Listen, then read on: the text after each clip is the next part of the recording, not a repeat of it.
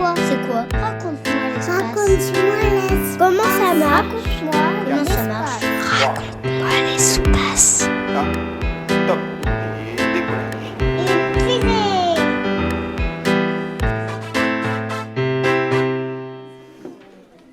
Je m'appelle Lina, j'ai 6 ans. Je voudrais savoir qu'est-ce qu'il y a dans les planètes. Bonjour Lina, merci pour ta question. Moi je m'appelle Charles et je travaille au Centre national d'études spatiales, le CNES, l'Agence spatiale française. Et donc qu'est-ce que je fais au CNES? Je m'occupe de la mission InSight qui étudie l'intérieur de la planète Mars. Pour répondre à ta question, de savoir ce qu'il y a dans les planètes, il faut déjà savoir que des planètes, il y en a énormément. Il y a beaucoup dans l'univers, des milliards et des milliards. Et on ne sait évidemment pas encore ce qu'il y a à l'intérieur de toutes les planètes.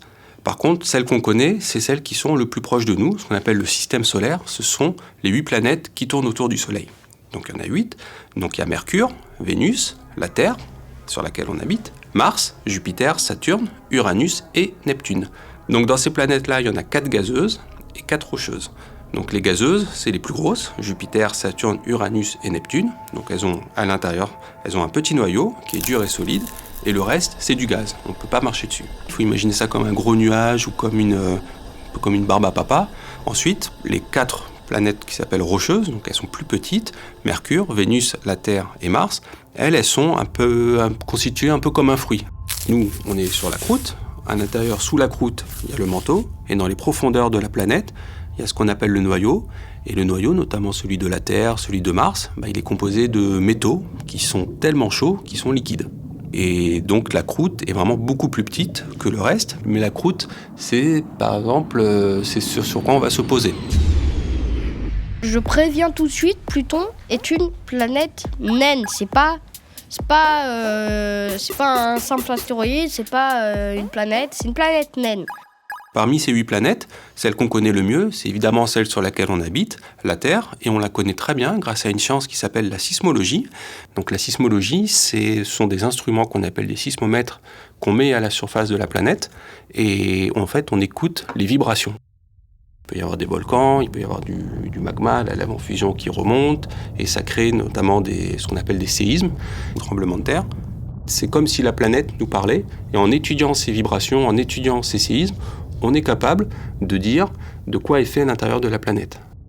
Donc qu'est-ce que c'est une onde sismique? Tu as déjà dû probablement jeter un caillou dans l'eau. Donc, quand tu jettes un caillou dans l'eau, c'est comme des ronds qui s'éloignent petit à petit du caillou, de l'endroit où tu as jeté le caillou, c'est ça.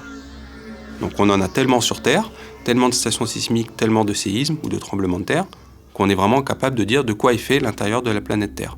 C'est pas le cas pour les autres planètes. Pour les autres planètes, on fait ce qu'on appelle des modèles, des suppositions. On pense que la planète est comme ça, on pense que Mars a telle composition, on pense que l'intérieur de Jupiter est fait de telle manière. Et en fait, pour confirmer ce qu'on appelle ces modèles, le seul moyen, c'est d'y aller sur ces planètes, de se poser sur ces planètes et d'écouter avec la sismologie les ondes sismiques ou les séismes de ces planètes. Donc par exemple, la planète la plus accessible depuis la Terre, c'est Mars. Et on a envoyé pour ça une mission qui s'appelle InSight avec nos partenaires américains de la NASA en 2018. Et on s'est posé sur la surface de Mars et on a étudié l'intérieur de la planète avec un instrument qui s'appelle SACE et qui est un sismomètre. C'est un instrument qui fait à peu près la taille d'un sac à dos, qui est posé sur le sol de la planète et qui permet de détecter et d'étudier les séismes ou les tremblements de Mars. C'est pas des tremblements de terre, on appelle ça des tremblements de Mars sur Mars. Donc le sismomètre SACE, il a travaillé pendant 4 ans sur Mars et il nous a permis de détecter plus de 1300 séismes. Dans ces 1300 séismes, on en a eu une dizaine qui étaient vraiment gros. Et en fait, les plus gros séismes, c'est ceux qui nous intéressent le plus parce que c'est ceux qui nous donnent le plus d'informations sur l'intérieur de la planète. Ça nous a permis de déterminer la taille du noyau, donc 1800 km, c'est à peu près 2 fois la taille de la France. Et ça, c'est une information qu'on n'avait pas avant. Alors, comme je le disais tout à l'heure, on avait des modèles, mais les modèles ont été confirmés par des vraies données scientifiques de la mission InSight et de l'instrument SACE. Raconte-moi l'espace.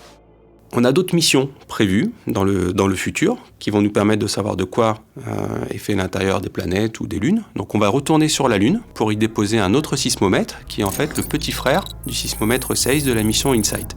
Donc après la Lune, on va aller un petit peu plus loin. Dans les années 2030, on va aller sur Titan, qui est une lune de Saturne avec la mission Dragonfly, qui va aussi avoir un sismomètre à son bord pour détecter les tremblements de Titan et être capable de dire de quoi est fait l'intérieur de cette lune de Saturne.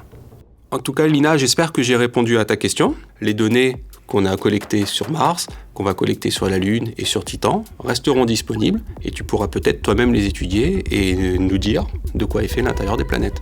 Merci Charliana, chef de projet de l'instrument martien SEIS InSight au CNES, l'Agence spatiale française. Merci.